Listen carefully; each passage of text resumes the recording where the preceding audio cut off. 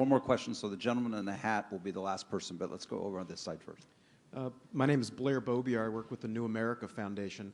Is there any data, questions about how the selection of participants would work? For example, random, like a jury pool, or more elected like the legislature? I would think there'd be more negative consequences if it was the latter. Yeah. We had a couple of questions that looked at various alternatives there, and what we generally found was that it was a level of complexity that was hard for voters to sort of wrap their minds around. That's the perfect kind of discussion to have in a more qualitative setting, as I was describing, when you can sort of get a focus group together and talk to people about those things in more detail. Okay. Gentlemen. Antonio Gonzalez from the Willie Velazquez Institute. I have more of a comment than a question, because the way we use polling in these kinds of things is counterintuitive to what we're trying to do with the Constitutional Convention. Meaning, typically pollsters tell you what you shouldn't do, right? Don't touch this issue, it's a third rail. You can't get a majority on that one. Stick with this narrow issue. And in a Constitutional Convention, we're talking about addressing all of the third rail issues. So by definition, there's a limited usefulness in the early stages of what polling can do, because we're really talking about creating opinion as we go through a process.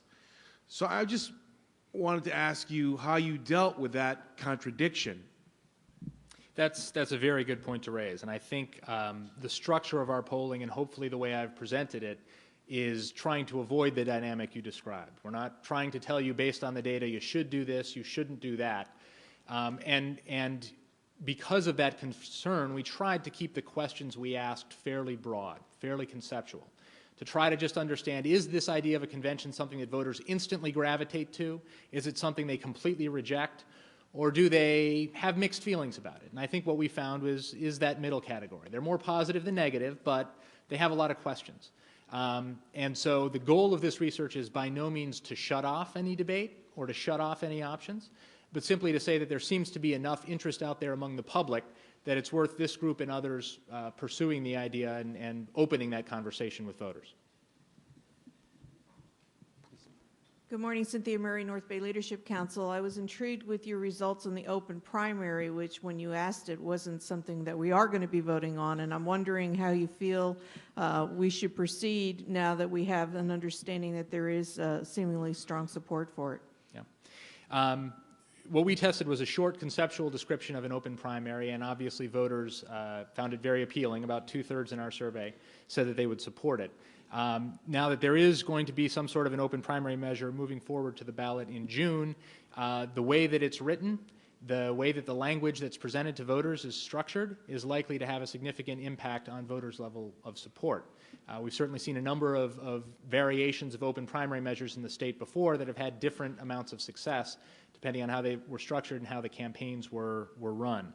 So I think all we can conclude from this poll is that the core concept is one that voters like. How that translates into the specific proposal they see before them will determine its likelihood of being successful. Thank you. Okay. Last question, please. Why am I wearing a hat? Because I'm different than all of you. I'm the chairman of the American Independent Party. My name is Markham Robinson, third largest party in the state. And it's my understanding, reflecting our numbers,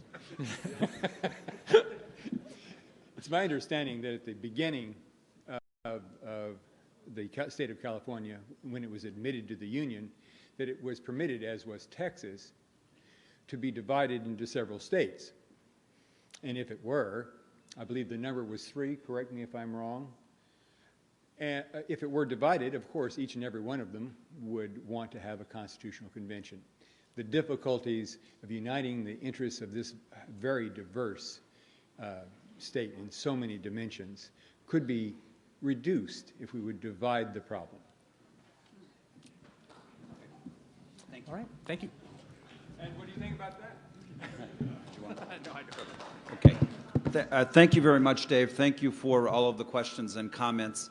And as Dave said, the early research was not intended to be definitive. It was just to open the conversation that we hope to continue over the course of the days. But very informative. Thank you for doing that.